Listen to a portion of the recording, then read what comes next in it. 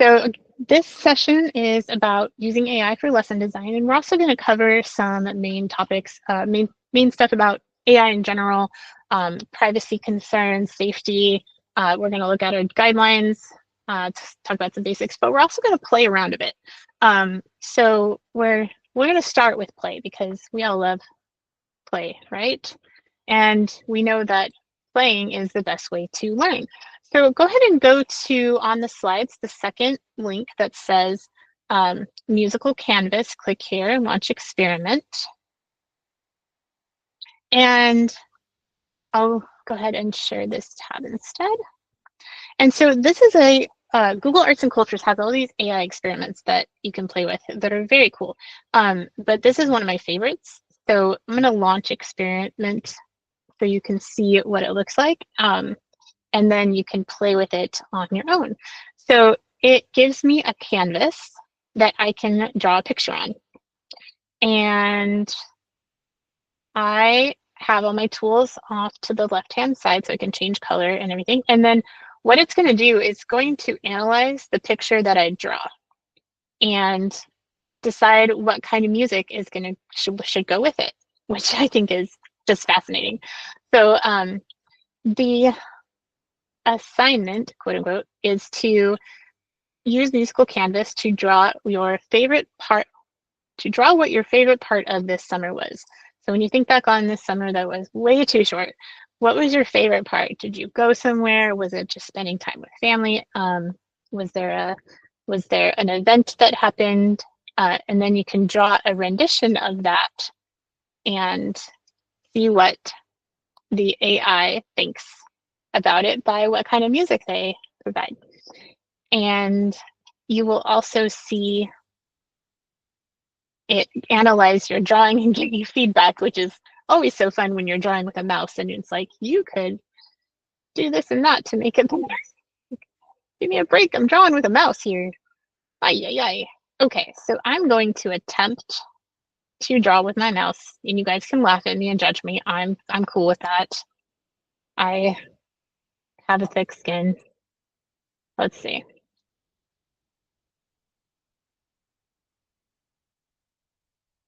But also I want you guys to do this on your own.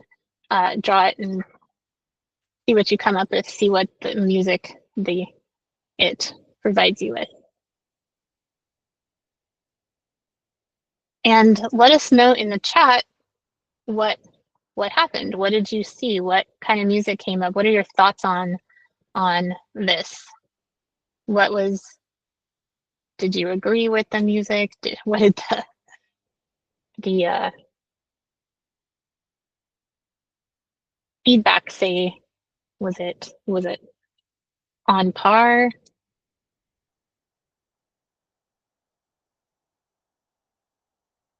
You can also unmute your mic and share your thoughts as well for this part.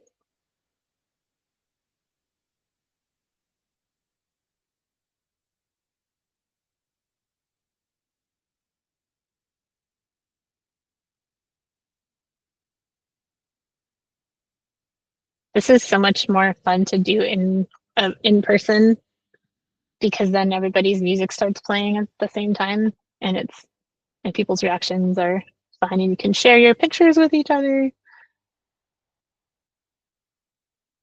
Instead, I'm just attempting to draw over here by myself. I feel like I'm talking to myself.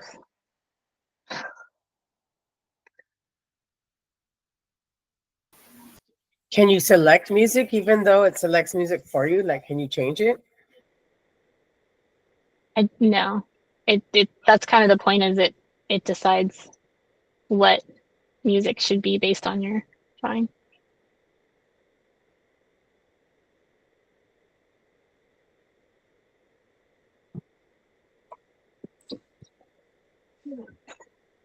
This is actually not the worst thing I've ever drawn on this with a mouse. Yeah.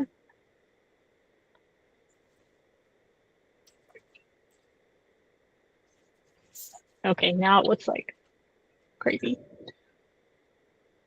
Okay, so that's the best I'm gonna do for now. Let's see what my music comes out as. I say, well, it's working on that. Eduardo says, this is so cool, isn't it? Aaron says his was pretty spot on.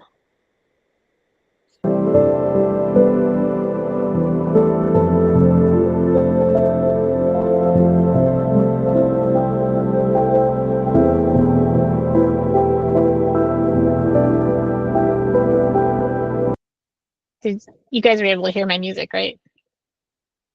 Yes. Yeah. So it's kind of interesting because I drew an ocean, it like automatically thinks it's going to be calm and serene and peaceful, like these tranquil and inviting scene. But really, what I was trying to draw is taking my dog to the beach and how much fun he has, and he runs around like a crazy dog, and he's just the happiest thing and rolls in the sand. And but this works too. I guess the beach is tranquil. I feel like anytime you put a body of water in there, it's going to make it tranquil and serene. The comments from AI, your drawing is very simplistic. Yeah, sometimes you're like, thanks, I'm doing the best I can with a mouse. Rude. This is a charmingly simple piece. Thank you, AI. The dog is adorable. It adds a simplistic style, and its simplistic style adds to the overall peaceful feeling of the image. I love the AI assessment of my drawings. I find them hilarious. Interesting. I did not have an initial idea of what a graph of a line would sound like, but it was also calming. So you drew a graph with a line. That was your favorite part of summer, was graphing a line. I'm assuming you were teaching summer school or something.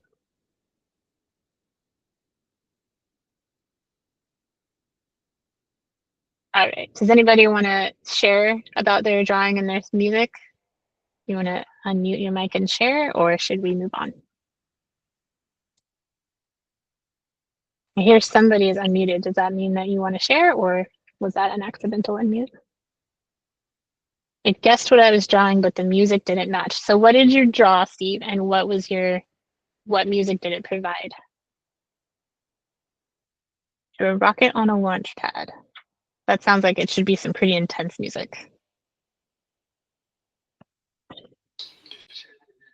Yeah, that's what I would have thought too. That's what I was hoping for, but it was kind of boring, soft music, sleepy time music. Interesting. So this is a fun activity that you can do with students. I've known teachers who have used it as a warm-up to get people thinking about something for the topic for the day, or like a welcome back activity after winter break or something. Draw your favorite thing of winter break. It could be something about, like, if you're doing a warm-up and you're doing a lesson on Proverbs or something. I don't know. I'm not an English teacher. I should pick something I know. Let's go with cell structure, and you have them draw something about biology and see what the AI says. It's entertaining, but also what I really love about this kind of stuff and doing it with students is that it gets them talking about AI and thinking about, okay, how accurate was the assessment? How closely did the idea of what I was drawing match the music? I've seen somebody draw something that they thought was like a nice, calm, like inside living room scene or something, and it started playing techno. And they're like, whoa, I was actually thinking of a relaxing evening at home, but it's like house music bumping in there.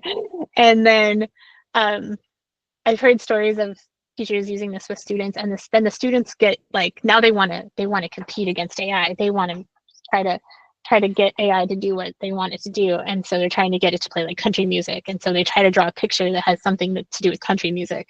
So it can be pretty interesting. But I feel like the value here is getting them talking about AI, and we're going to talk a lot about that because AI literacy is the new literacy we add to our list of things we're working on making students literate about. We have media literacy, we have, reading literacy, writing literacy, math literacy, digital literacy, AI literacy, the list goes on and on, right? But AI literacy is the new thing. It's a bold new world. All right, let's go ahead and get started. Excuse me. So I'm going to cover some of the basics. A lot of you probably have heard this before. If you haven't, that's cool too. I always love refreshing or giving you new stuff. So there's two different types of AI, or the main two types is predictive AI and generative AI. So predictive AI has been around for a very long time. Predictive AI is using historical data to make predictions about future choices. This is what Wall Street does, right? This is how people choose their stocks to buy. It's how YouTube gives you your recommendations.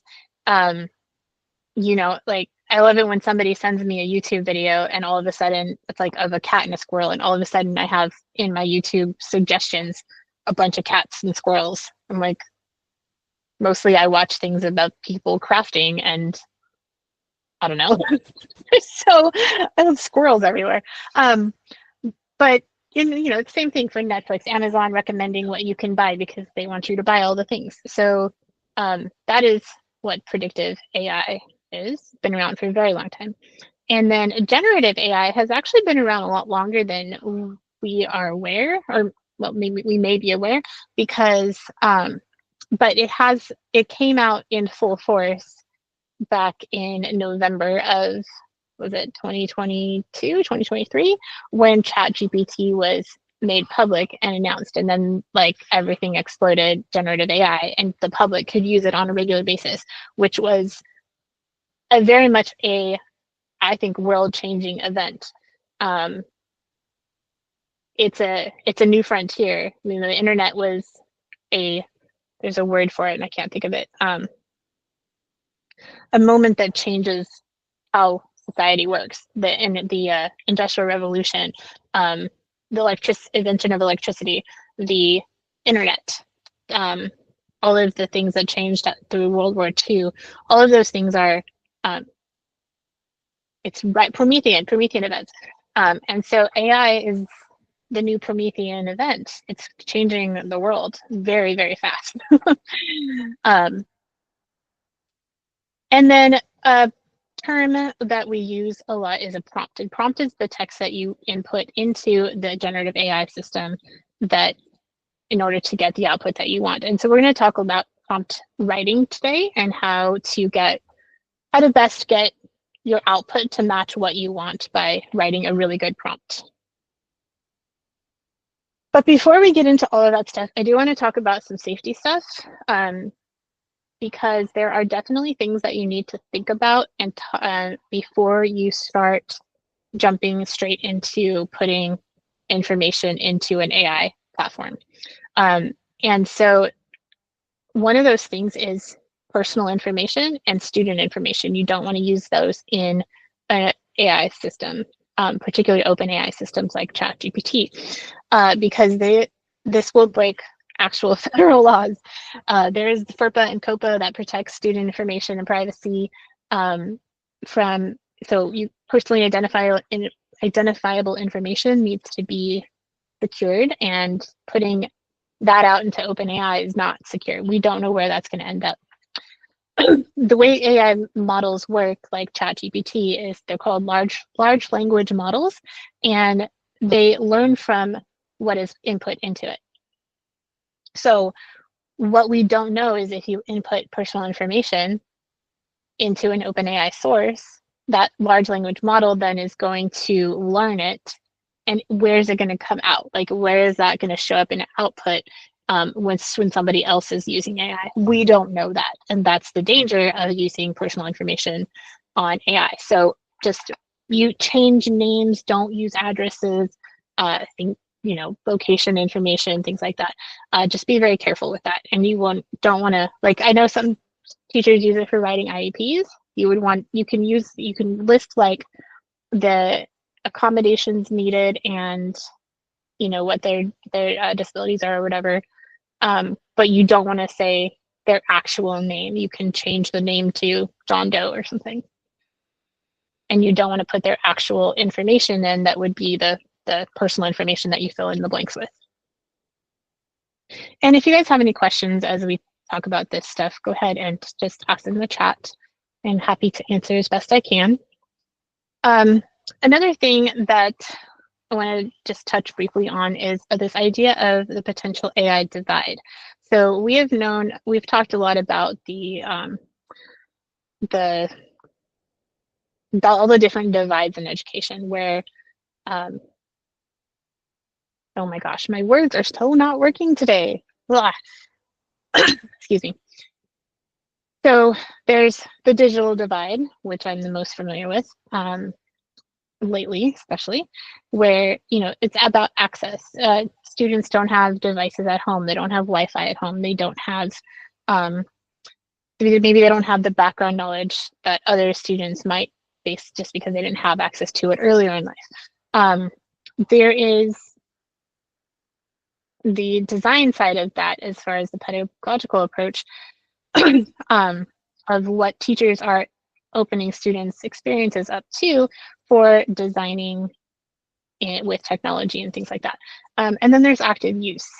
So all of these, the use divide, active experiences using digital media, whatever, versus passive.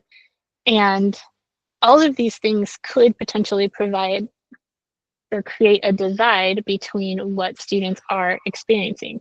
And so, well, we're not saying have students use AI. That's definitely not what we're saying. Talking about AI, building that literacy, giving them access to things like these Google Arts and Cultures experiments, having conversations about it, making it a topic of a essay or something. That is how we're going to build their literacy and help to prevent this divide. Okay, so coming back to security and all this, we do have district guidelines, and if you click on this document right here, it will open up the actual document, and you can also find this on our EdTech portal. But you have access to this whenever you want, and it is a working document, so you can see as things update, we are putting in that table the changes and updates that are made. But the three main things that this focuses on is privacy and data security.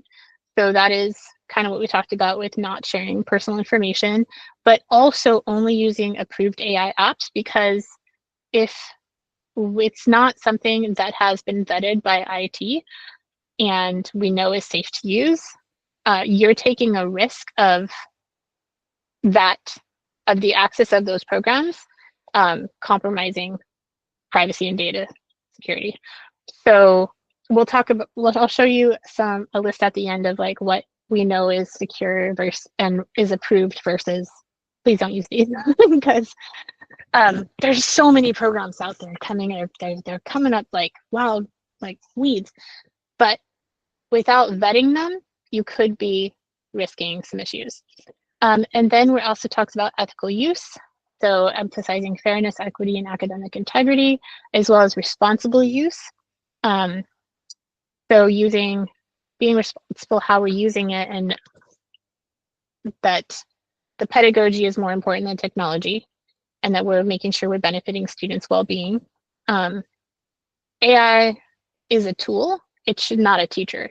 You guys are the experts, right? So when we say responsible use prioritizes pedagogy over technology, that means that you're still taking in all of your knowledge and expertise of being the teacher of your students who you know, rather than just relying solely on the technology to do your job, because it's not going to do your job.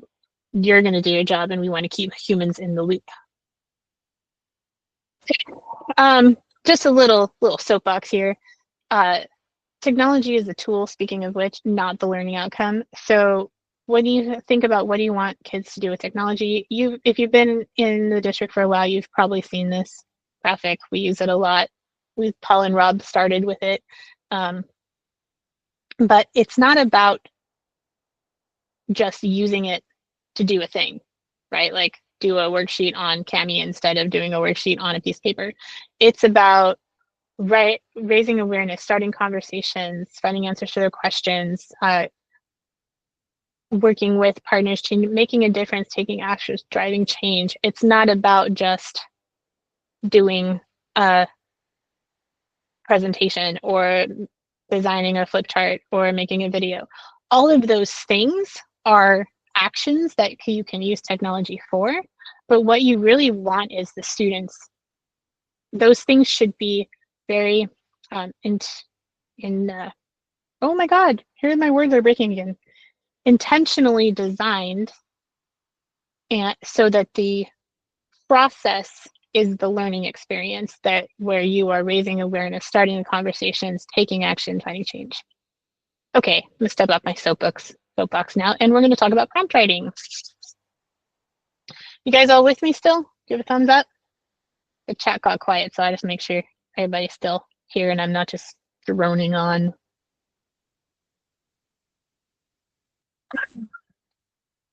Okay, so when we talk about prompt writing, we're talking about what we are entering. Thank you all for the thumbs up. We're talking about what we're entering into AI that we want it to do. And there's different what we call recipes for prompts that can be helpful for writing a very good prompt to get the closest outcome you want. And I will tell you guys that prompt writing is like the new moneymaker career. I know that there's some jobs out there where you can get like $300,000 as a prompt writer a year. So please don't leave teaching though. We need teachers. We love you. Don't leave us for prompt writing. So I want to talk today about the parts recipe. And so you see the balloon letters here, it's a parts is an acronym. First one being persona, and this is the parts of the prompt that you're writing. So the persona is who are you, which is actually the persona that AI is going to take on as it provides the output. So like I am a district ed tech specialist in California. The aim is, what do you want it to achieve? So I want to create a one-pager about AI literacy. Oh, look, a spam call. The recipient is who is the output for. I'm going to say that my output is, I want to create this one-pager for teachers in our district. The theme and tone, or theme or tone. So this is, Amber and I were just debating on this today. Theme and aim can be kind of confusing, so they kind of overlap sometimes. But what style or tone you want AI to use could be the theme. I kind of interpreted it more as like the subject matter, but either way, the point is, as long as you get the information in there, we can debate about whether it's a or a T part of the recipe. And then structure, what format do you want this output in? So I want this in a one-pager with infographics and segmented into different blocks of text. Oh, you guys are still drawing. I see how it is. That's okay. As long as you're drawing and listening.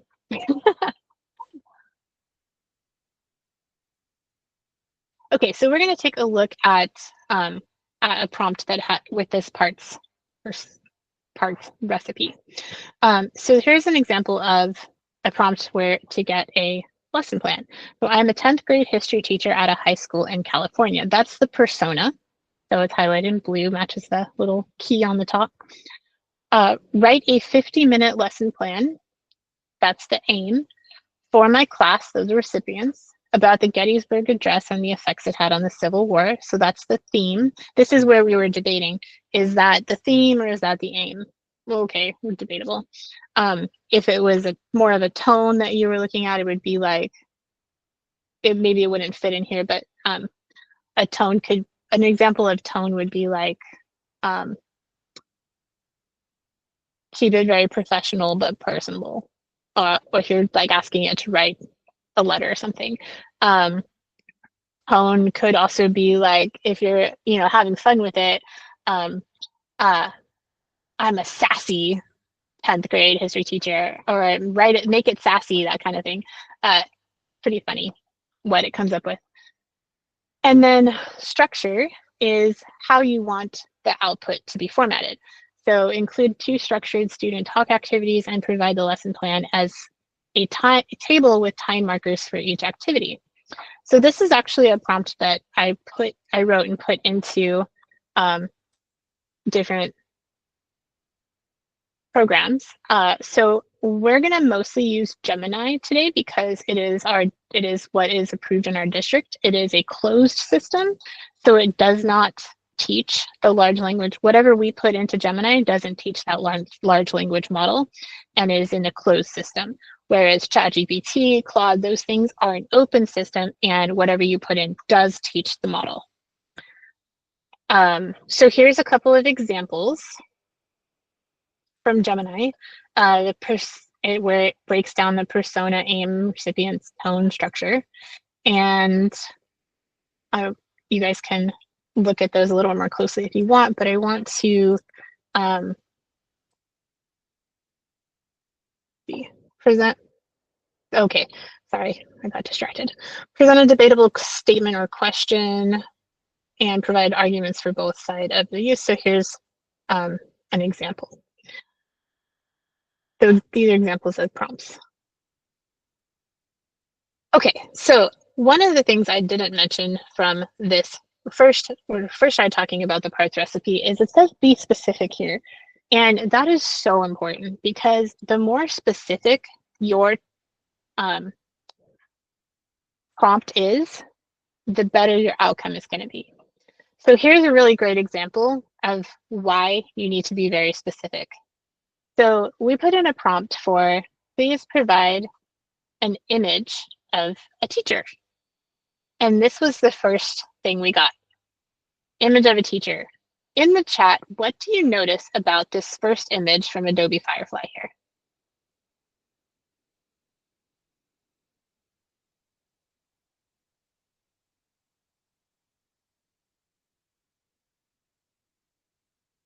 Male, cartoonish, all male, they're all male, just one gender. Oh, they all have glasses? You're right. Yes, so, and they're all wearing suits and ties. Isn't that interesting? So yes, immediately, they're all male is the biggest one, right? At least there's different skin colors. You're right. I did notice that. That is actually something that when ChatGPT first came out and we were playing around with image creation, one of the most immediate things that came up was the lack of diversity in the people that AI images were creating. And so they kind of really started to go backwards and fix that. So we do see more diversity now, which is good. So imagine me putting this prompt in. I'm a teacher. That doesn't represent me at all, right? So then in this next one, we put female teacher. And this is using Crayon. So we have female teachers in a classroom. And okay, this is a student, but okay. You can't see the teacher in this one because it's all blurry in the background. Every teacher apparently wears pencil skirts. I don't think I've ever worn a pencil skirt in my life. So again, this is not representing me or my partner. Amber also, I don't know if she wears pencil skirts, but she was trying to create these to represent herself. So then with even more and more, as we put more more information in to get more specific, the next level of this prompt was a realistic female teacher sitting at a desk. So Adobe Firefly kind of good. They're all very professional looking, sitting at a desk, but they have very like placid faces. And again, Amber was trying to create an image of herself, and she's doesn't have dark hair. And so, but the really weird one was, what the heck is going on with Crayon? Because how is that a realistic female? What?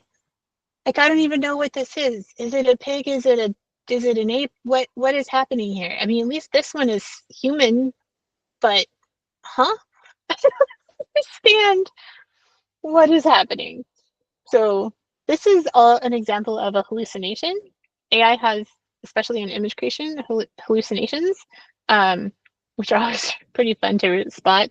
I asked it one time to create a fairy, and the fairy had like 3 legs and 3 arms, but like only 2 fingers, and it was interesting. But that is apparently it still needs more information in the prompt, not specific enough. So level 3, a realistic female teacher with blonde hair and black glasses sitting at a desk grading papers with a concentrated, thoughtful look. That is a very specific prompt. There's lots of information in there. And it's closer to what representation that Amber was looking for. I can't take credit for this one because she's blonde and I'm not. So can't say I was trying to make myself that representation of myself. So that's an example of why it's so important to be super specific. So going back to this idea of the prompt that we looked at, well, in the prompt, she did say black glasses. So that's why they all have glasses in this one.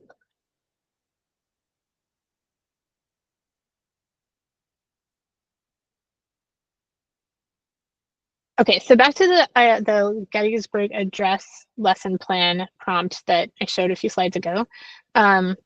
Here's an example of something that Claude came up with, and you can actually see the full documents. Can't get to it. This bar go away. I think, anyway, let me try over here. I think that's a link, but it's not.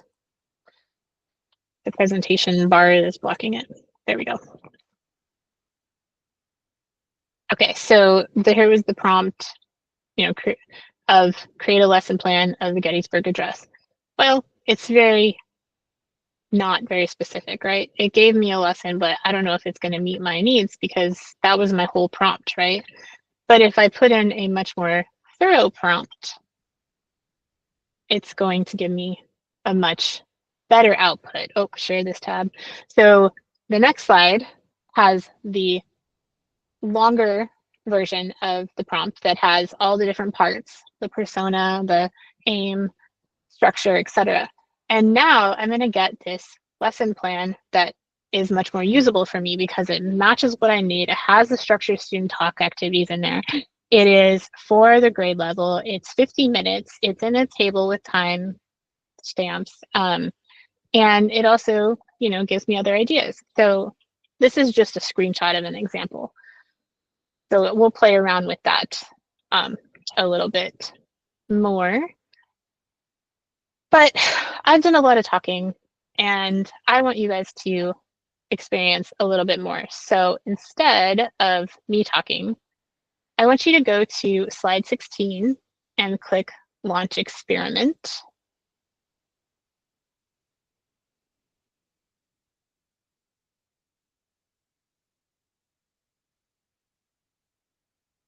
And I will actually also put this in the chat for quicker access.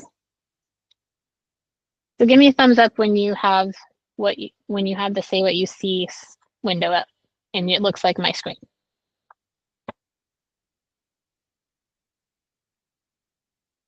Cool. All right. So then if you click Launch Experiment, it is asking you to, what this is going to be you trying to recreate a picture that they give you. So it's kind of an example of trying to recreate an image of Amber creating an image of herself, right? So here is a picture. And my task is going to be to try to match that picture as close as possible.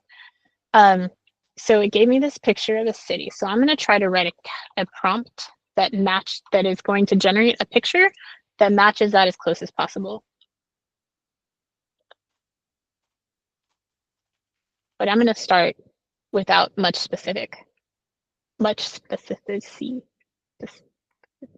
Wow. City street.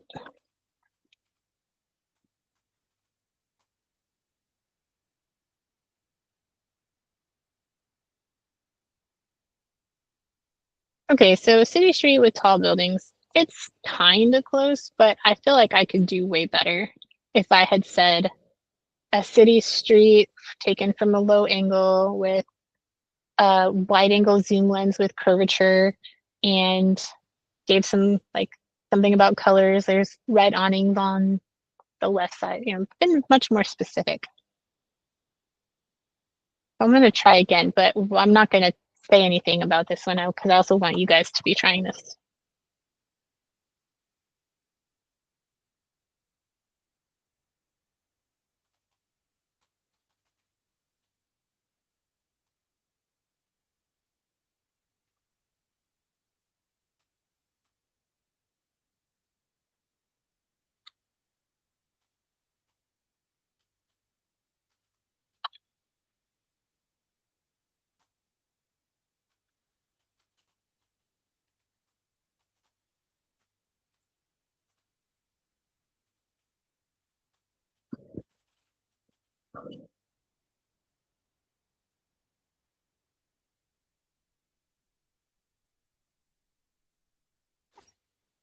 It's kind of close. It's just not in the right direction.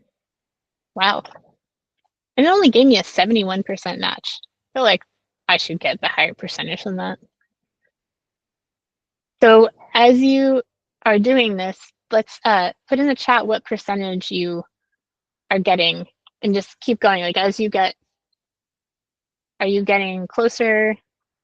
Like did you first start with 22% and you're getting 64% and then you're getting 81%, or is it going down? I'd love to see what percentages you guys are getting.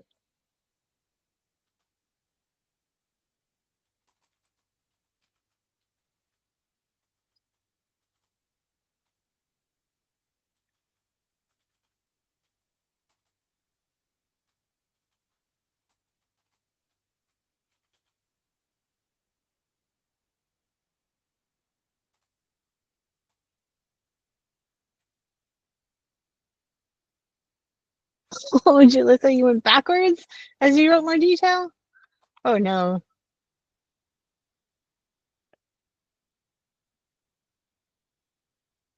Aw, 50. I went backwards too. 59%. Although this is a really cute elephant. All right, level 1. I'm gonna go to the next level because I also want you guys to practice too. On this level, you'll need a 60% match to pass each artwork. Okay.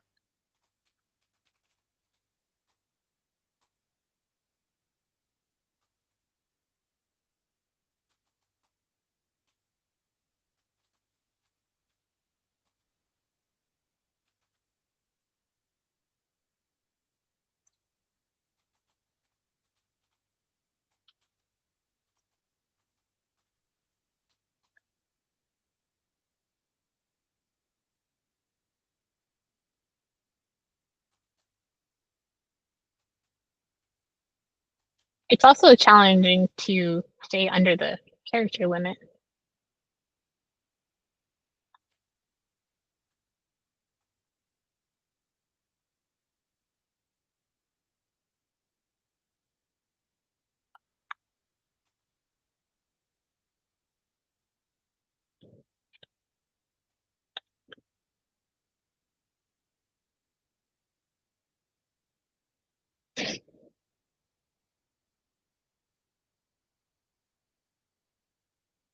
%85 match, woohoo!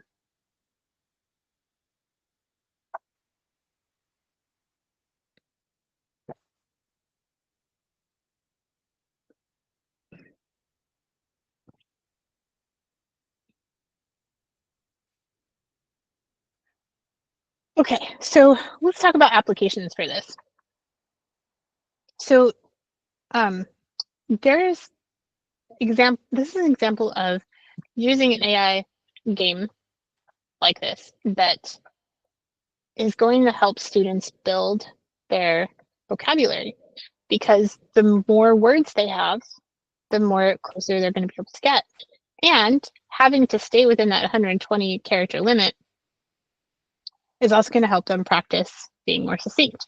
Now, if you wanted to do something similar in a different platform, I would recommend going to Padlet and using what is called I Can't Draw tool within Padlet.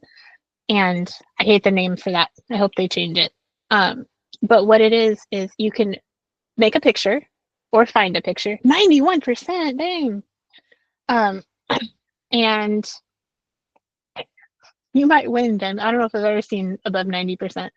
But you can make a picture or draw or get a picture from the internet and put it on the Padlet, and then have your students use the I Can't Draw feature to write a prompt to get a picture as close to the original that you provided as possible. And then you don't provide them with a prompt example or anything, you just have them come up with it. And then you can see all of the students' examples on that Padlet, and that's a really fun activity. And it's really good for practicing building their language. So what other ideas, as you guys have been listening to me jabber on and playing with some of these tools, what ideas might you see using in the classroom to get students either talking about AI more or doing something where they're using an approved AI tool to build their skills? I would love to hear some ideas from the group. You can either put it in the chat or you can unmute if you want to speak.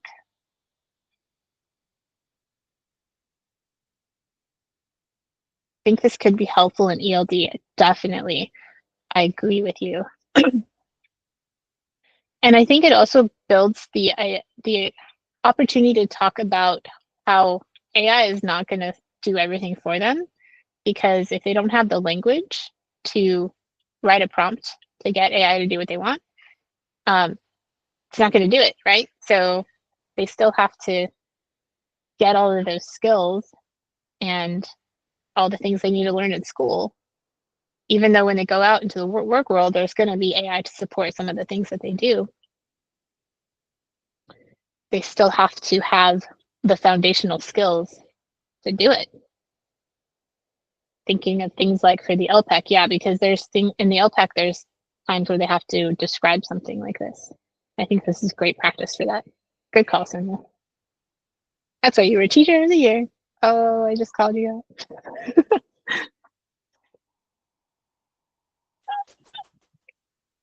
I've known Sonia for a long time, so I can embarrass her a little bit. Say, hey, congratulations, lady. You deserve it. Okay, now.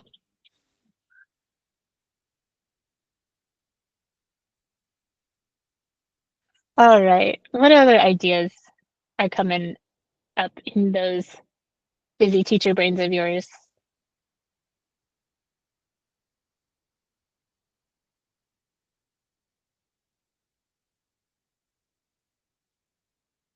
So when I see this, I also co-teach math, and I always would like to incorporate, can we upload those images so that, let's say there's part of a math problem and they do a step and they have to describe that step. Is that possible to do? Yeah, I mean, you can always try it, right? I think that could be a really cool application. And that's what I want to encourage you guys to do, is just try things, see what happens. And if it's something that, completely bombs, then you learned, right? And if it's something that, you can do or use or tweak to improve and take it to your students, that would be awesome. Anything else that you want to share before we take a break?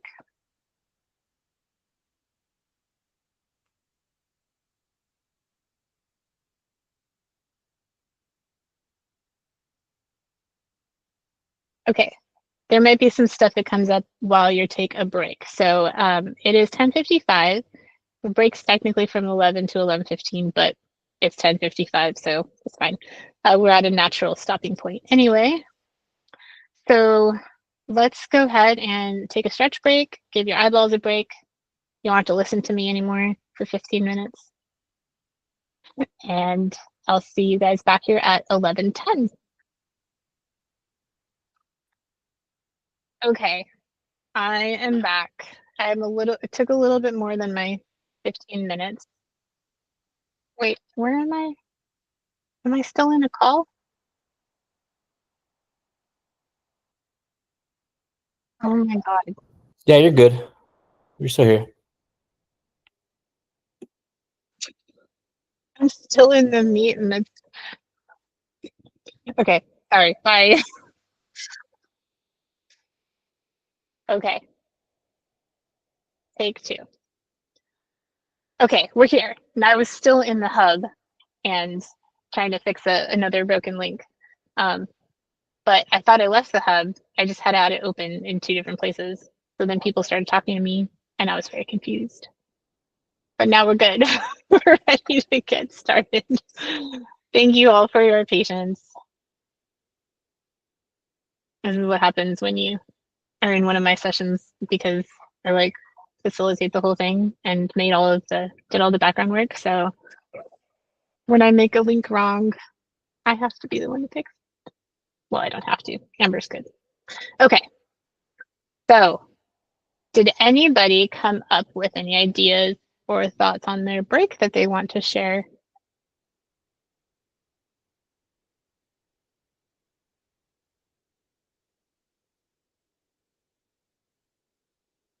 Are we all back from our break?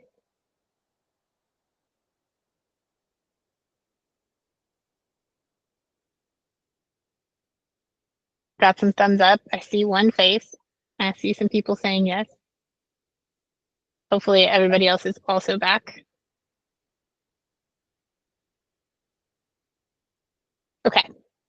Nobody wants to share?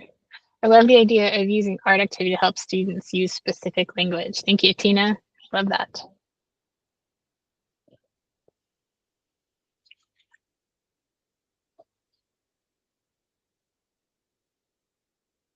Any other ideas you want to share?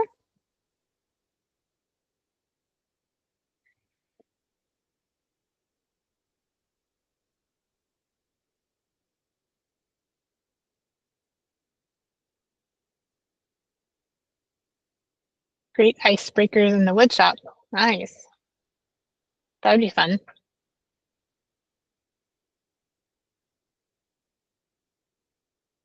Being able to use these tools. Introduce during intervention or home period if possible. Cool. Yeah, you could have it be like I'm trying to think of a intervention, homeroom period topic that you have to cover. But my brain is not coming up with them. What's an example of a homeroom topic?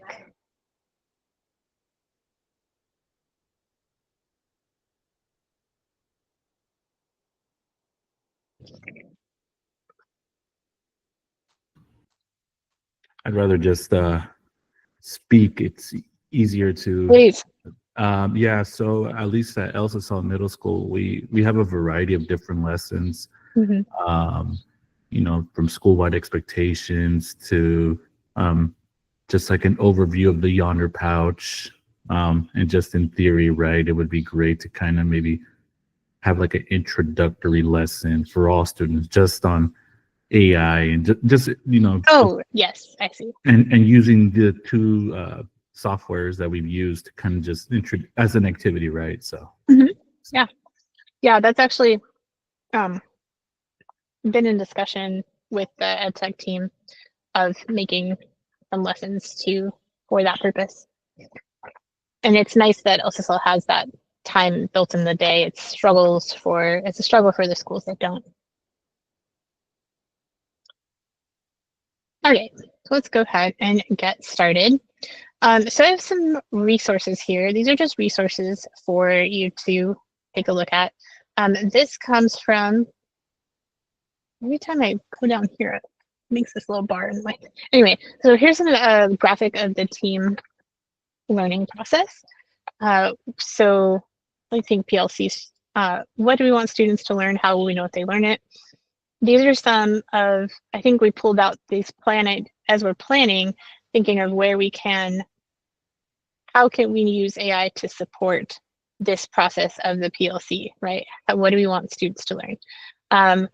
And so one of the things that your teacher leaders may have done over CIA week is using AI to help identify essential learning targets. So if you think about your standards, there's multiple, a giant document, multiple pages of standards, and using AI as a tool to help you bring that down into a manageable size and identify some essential learnings, and then using it to help identify what could the expectations look like. And so just as we think about the PLC process, how can we use AI to kind of make our jobs a little bit easier, because it's a big job. And then there's this other, these are just resources again for you. This came from RTI conference from Solution Tree. It's a 16-page document.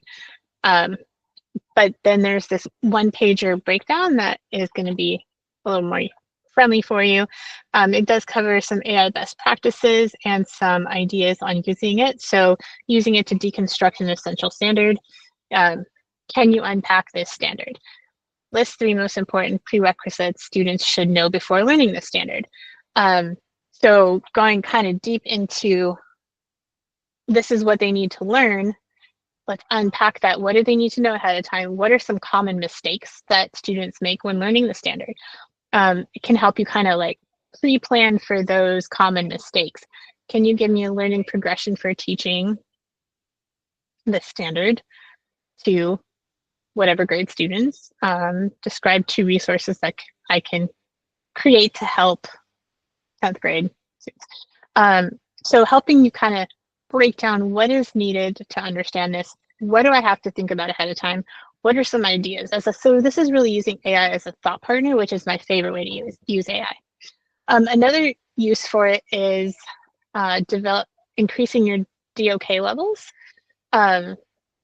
So this is one of those things that it's easy to kind of trip up thinking you are asking, higher level questions, higher DOK level questions, but when other people or an algorithm analyzes it, they're actually like, oh, this is actually like a 2.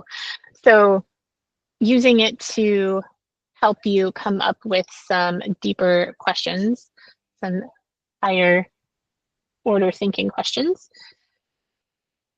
Then so it gives you some examples of things you can put in. And I like this last one. What kind of questions could I ask to extend learning for students beyond proficiency of the standard? So thinking about that accelerated extension learning. So some examples here. Moving on to, so these are the tools that we have in the district. We talked about Gemini being a closed system. So we encourage that teachers use this versus Claude, ChatGPT, etc. But you can explore these with caution. These ones are safe to use and have been vetted by our district and approved.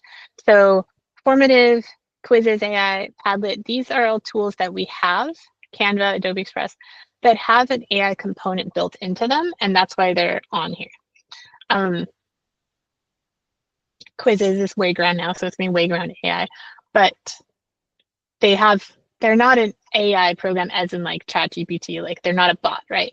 They are tools that we have for delivering curriculum and assessments, but they have an AI component built in. So, but those have been vetted as safe.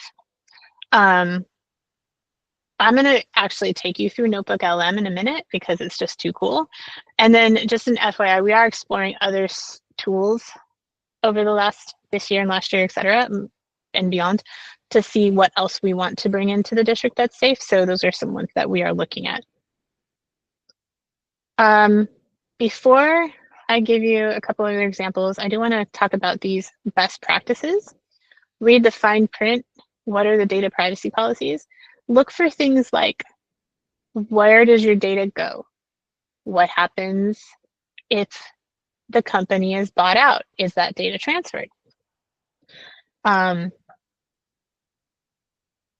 Because if like somebody, there's a small startup company that has an AI program and it says, the data is going to be transferred if it's bought by a bigger company, we don't know what the data policy is for the company that's going to buy it. So it could not be safe, right?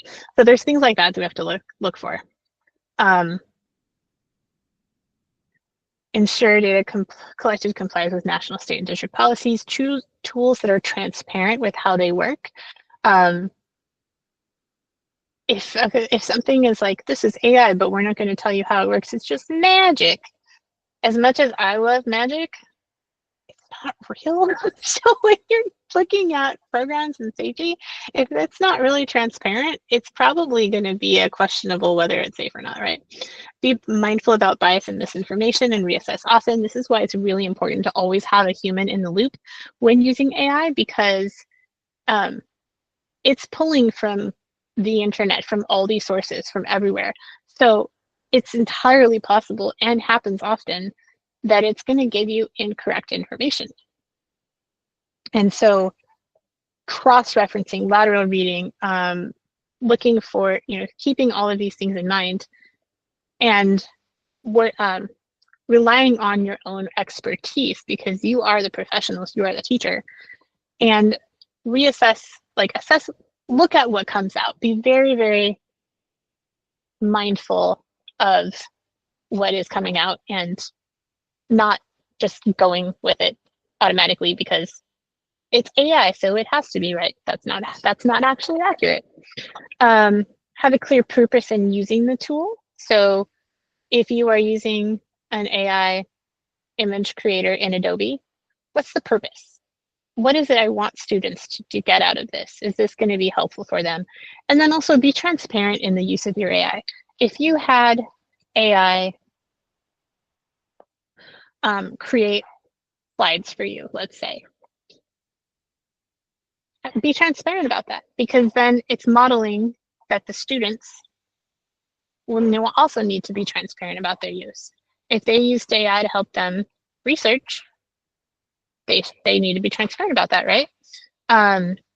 So the more we model these best practices, the more we're also increasing our students' literacy as well. Is there any questions about any of these so far?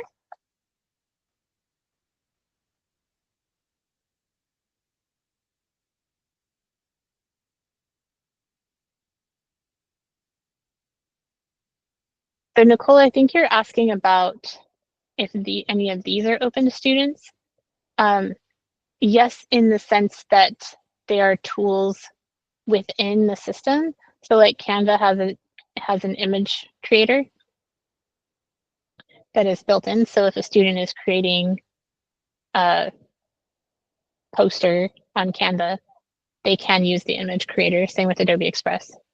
On formative, it's on the teacher side, not on the student side. And in Padlet, there's like tools that the teacher can ask them to use that have an AI component, like the I can't draw feature that we talked about matching the picture that you give them, similar to what we did on the Say What You See game. And then quizzes AI stuff is on the teacher side. They do not have access to Gemini. I don't think they have access to Notebook LM. I'm pretty sure they don't. And these other things are blocked, like ChatGPT and Claude is blocked on student Chromebooks. However, we all know they can access it on their own personal devices. So we've talked about lesson planning and prompt writing, but there is a lot coming up about using AI for assessments. And it's going to be a hot topic, a controversial topic. But let's just talk about it briefly. So when you are considering using AI for assessments, you want to think about what is the purpose, what are students creating, and how are they communicating? And before dumping student work into AI, what is the purpose of this? Is the purpose of using AI to grade or to assess this essay? I'm looking for what's the purpose of students writing the essay. The purpose of students writing the essay and assessing it is to see where they're at in their writing levels, right? It's not to see how good I am at grading essays, right? So can I use AI to support me? Let's think about that. Kind of the same as like, I used AI to help me make a lesson plan. But I'm the teacher, I'm the expert, I'm adapting it to what's best for my students, right? What is the purpose of using AI to help me write this? It's a thought partner, right? Am I being assessed on how well I can write a lesson plan? Probably not. If you use AI to help you with a lesson that you're being observed on, it could be a little bit questionable in that gray area. But if you think about it, you're being assessed on your delivery. You're not being assessed on how well you can structure a lesson plan. It's a thought partner. Think about it as a thought partner. And then if you're thinking about using it for creating or for what students, assessing student work, think about what are students creating and how are they communicating? And is this something that is appropriate for AI to assess? For example, if you want AI to help you grade an essay, think about the content of that essay. If it's a book study on a Jane Austen book, it's safe, right? They're not giving any personal information. They're talking about fictional characters in a book that's been around for a really long time. Whereas if they're writing a personal narrative that has information about them, their families, their location, potentially all of these things, probably not going to be a good idea to have AI do those assessments because there's just too much personal information in there and it's very personal to the students as well. And then how are they communicating? Is this something that is even possible to have AI help me with? Oops, I have to go within this thing. These are slides within a slide. So also, as you were thinking about AI in education, some of our practices may have to change. So when you are having students write, what's the purpose of writing? What skill do you want them to learn? Is this something that AI is not going to help them learn because they need to be able to, write it themselves? Is it, I was sorry, I was kind of reading some of this text and can't read and talk at the same time.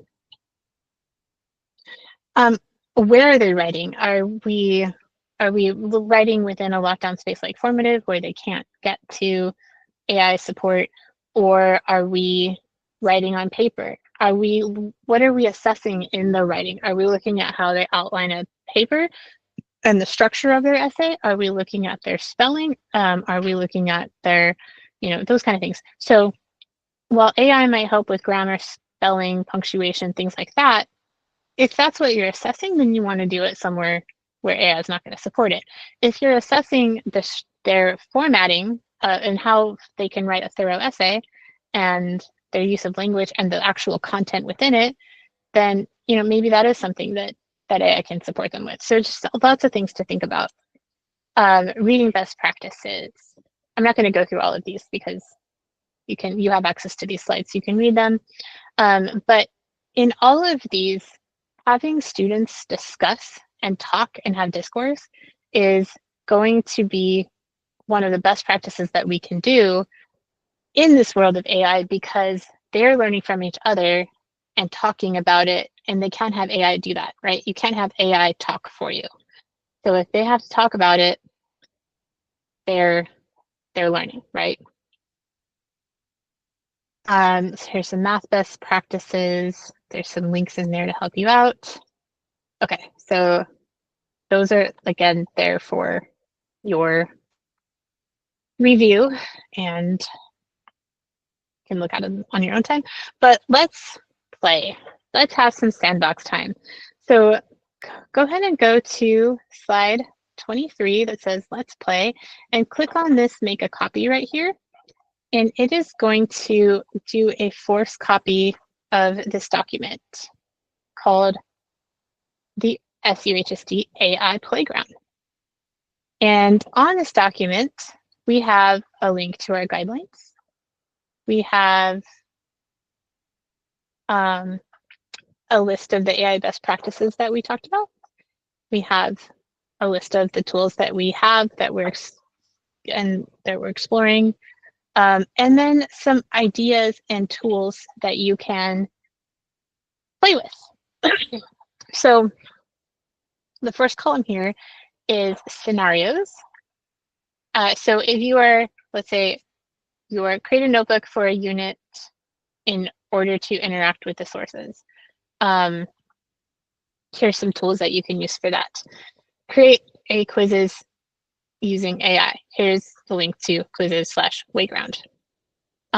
So these are things that you can do to play. And then on the last column here, you can put your evidence or notes or reflector or a link back to whatever you made.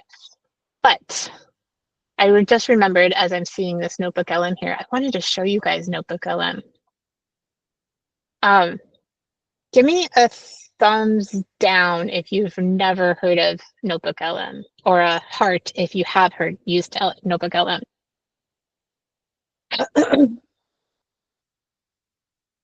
Okay, so I got one heart. It's just easier to see the pink than a thumbs up when I'm looking at these reactions. Okay, so most people haven't seen Notebook LM, and that's okay. So I do want to take time to show you that real quick.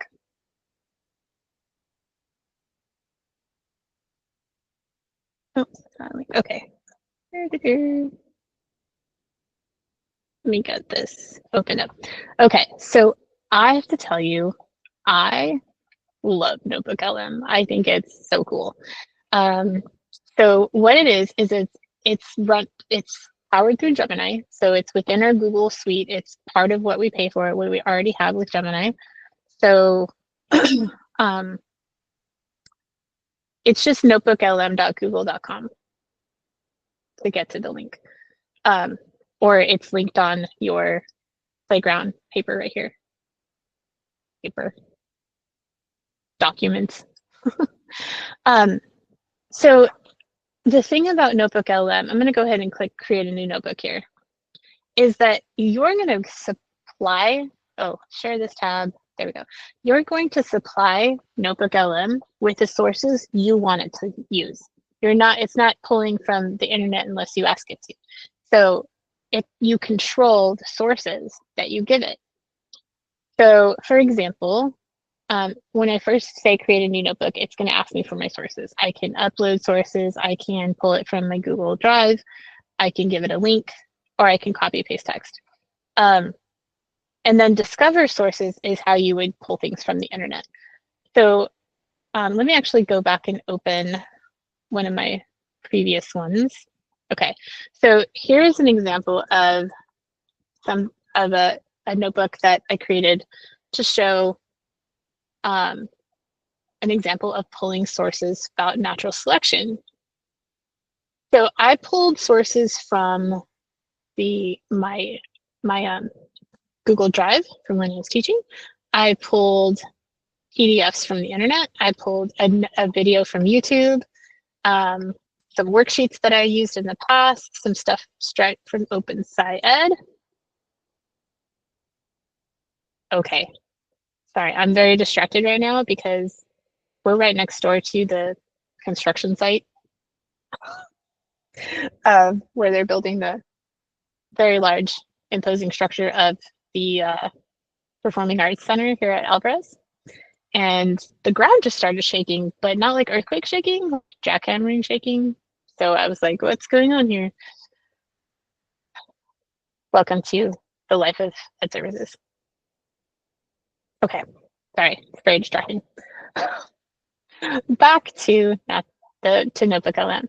So I supplied it with the sources I wanted to use. It's not going to the internet. It's not pulling things from Uncle Bob's biology page. It's not getting stuff from, weird sources that are biased, whatever. It's only using what I give it. And so it's giving me a kind of an overview of natural selection from my documents. Down here on notes, we're going to go to audio overview in a second because I want to demonstrate that. But down here on notes, I can ask it to create a study guide. And it's generating the study guide for me based on those 19 sources that I gave it. So the study guide is only going to cover things that I've done in class because these are things that we've used in class, right? There it is. And so now I have a study guide from my sources, not from everywhere else, right? And then if I click convert to sources, it'll add it over here as one of my sources. And other examples, briefing document, frequently asked questions, timeline. So these are really cool tools that Notebook has. I love it. But are you ready to be mind blown? Are you ready? So I have already used this particular notebook in the past and created a conversation. But when it says audio overview, what it does is it actually creates a podcast. It's not just one person talking. It's a podcast like you would get from your whatever podcast program you listen to on the way to work. So if I click load this conversation, it's going to take a few minutes, but it's actually just like people talking to each other about the stuff in your notes, in your sources. So I'm going to play this for you. Give me a thumbs up if you can hear it. And I'm just going to play a minute of it so you can listen to it, and it's going to blow your mind. Hold your heads down so that your brain doesn't explode. Okay. Let me know if you hear this with a thumbs up. Okay, so you know how sometimes you just stumble on a stack of sources and you're like, whoa. Yeah. What is all this stuff?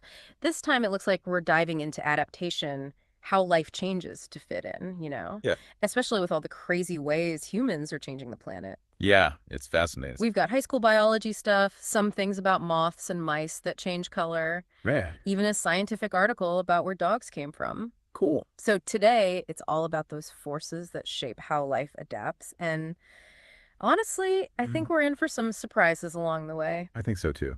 First up, let's tackle this whole survival of the fittest thing. Okay. It's such a common phrase, but those copy of Week 16 slides and that Amoeba Sisters video on natural selection, Right. they both make a really good point. Yeah, it can be so misleading, you know, Right. like people think it's all about being the strongest or the fastest, Exactly. but it's really not. It's about being the best fit for where you live. Yeah. And being able to pass on those genes. Have babies. Right.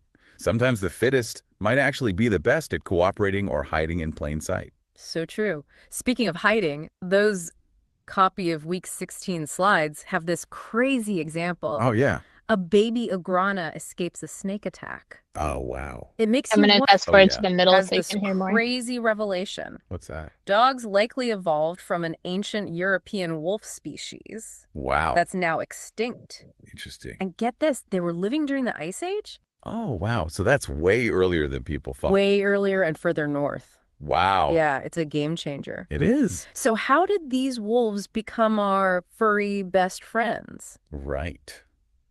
It's a good question. The theory is they started hanging around human hunting camps. Makes sense. So what do you guys think about that?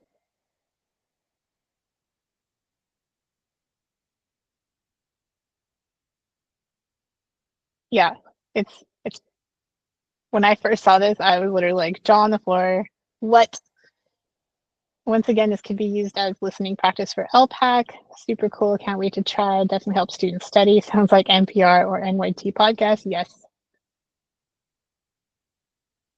So let's brainstorm real quick. And feel free to unmute your mic if you want to share.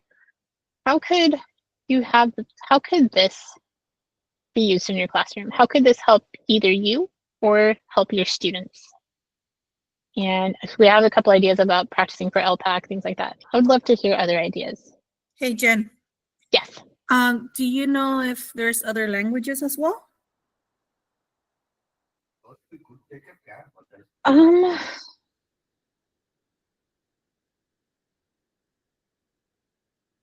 That is a good question. I'm gonna have to investigate that a little bit. I feel like you can change output language.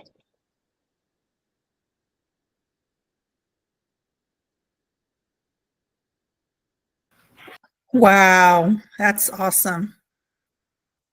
I wonder how it sounds in another language. I don't know. Let's see.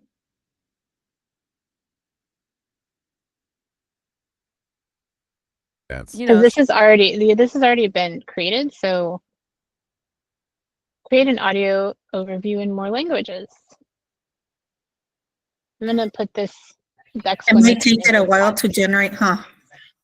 Well, because it's already running in English and I just changed the output language, I don't know that it's actually going to do anything right now without me like refreshing and starting over. But I did just see this little note right here, create an audio overview in more languages. And when I clicked on that, it brought me to this help page. And I'm putting that link in the chat right now. So something we can investigate during our sandbox time. Okay, so that is Notebook LM in a nutshell. I'm mildly obsessed with it. I've used it, I've used it for like when I go to conference and I get a bunch of documents and websites and sources. There we go. To kind of help me synthesize information, break it down into like the key points and pull out main information. But you could see how you could put all of your PLC documents and your like scope and sequence in here. And this middle part works just like Gemini and ChatGPT, where you can talk to it and ask it to do something. So let's see, please create, let's see, please create 10 questions for this unit.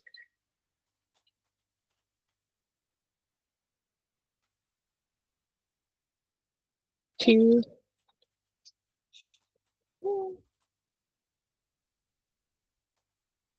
okay, I can't type right now. Questions per the okay level. See what it does.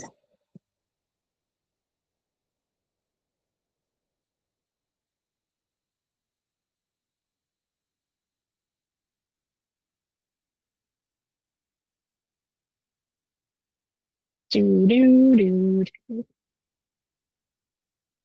Okay, so it gave me 10 questions, 2 questions per DOK level. As the expert, I can come here and read these and decide if I want to use them or change them. But these all came directly from my sources and not from stuff I didn't cover in class. So